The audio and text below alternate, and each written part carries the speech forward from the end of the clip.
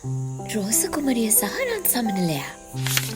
එක්තරා සුන්දර මල්ලු එනක රතු පාටින් බබලන ලස්සන රෝස මලක් පිපිලා තිබුණා.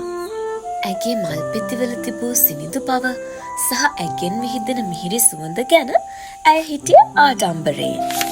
එක හිරු පාය ඇති සුන්දර උදෑසනක ලස්සන සමනලෙක් ඒ රෝස මල අසලින් පියඹා ගියා. ඔහුගේ පියාපත් රන් සහ රිදී පැහැ රටාවලින් හැඩ වෙලා තිබුණා. රතු පාටින් බබලන රෝස මල දැකපු ගමන් ඔහු වශී වුණා. ඇය අසලට සෙමින් පියඹා ආ ඔහු ඉතා මිහිරි වදන් දෙපලන්නට පටන් ගත්තා. මා මෙතෙක් දැක තිබෙන සුන්දරම මල ඔබයි. මා බොහෝ දුර පියඹා තිබේ. නමුත් මගේ හදවත දැන් ඔබ ළඟ නතර වී ඇත. සමනලයාගේ ආදරණීය වදන ඇසු රෝස මල ලැජ්ජාවෙන් තවත් රතු වුණා. වෙනසක් නැහැ.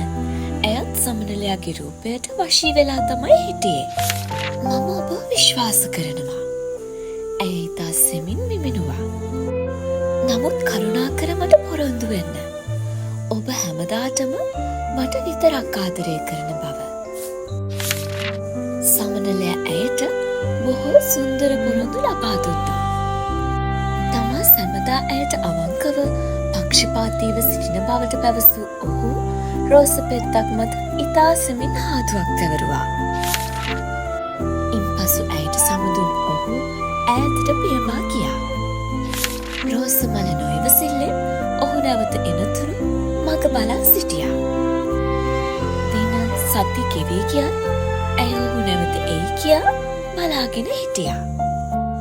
මල්ලු එනට එන අනෙක් කෘමි සතුන්ද ඇය අස්සලට එන හැටි ඇය බලාගෙන හිටියා. සිහිල් සුළඟ නිතරම ඇවිත් ඇගේ පෙති සිපගත්තා. බඹරහාමි රොන් සොයාගෙන ඇවිත් ඇය වටා නිතරම කැරකුණා. රෝස මල තමා අස්සලින් යනෙන හැම කෘමියෙක් එක්කම හිනාවෙමින් කතා කළා.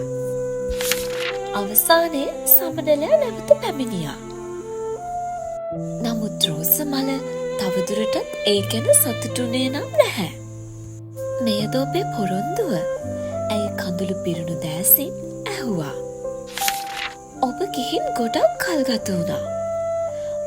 ඔබ ඩේසිමනවිය සිප ගන්නවා මම දුටුවා. තව ඩැෆඩිල් මනවිය සමගත් පැමිණිල්ලෙනවා මම දුටුවා.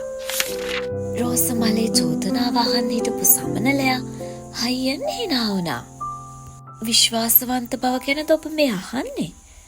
ඔහු රෝස මලෙන් ඇහුවා. මා පියාඹා ගිය සැනින් මද පවන ඔබව සිප ගන්නා අයුරු මම දුටුවා. ඔබ බඹරහාමි සමග ආලවන්තකම් පෑවා. උයනේ යන්නේන සෑම කෘමියෙකු සමගම ඔබ hina වෙලා කතා කළා. ඉතින් ඔබට බැහැ මගෙන් පමණක් විශ්වාසවන්තකම බලාපොරොත්තු වෙන්න. රෝස මලට තව කියන්න කිසිවක් ඉතිරිව තිබුණේ නැහැ.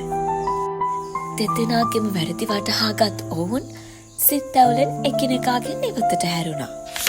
ඉතින් මේ කතාවෙන් අපිට ඉගෙන ගන්න පුළුවන් ආදර්ශය තමයි තමා තුළ විශ්වාසවන්ත බව නොමැතිව අනෙක් අයකින්ද ඒ බලාපොරොත්තු නොවිය යුතු බව.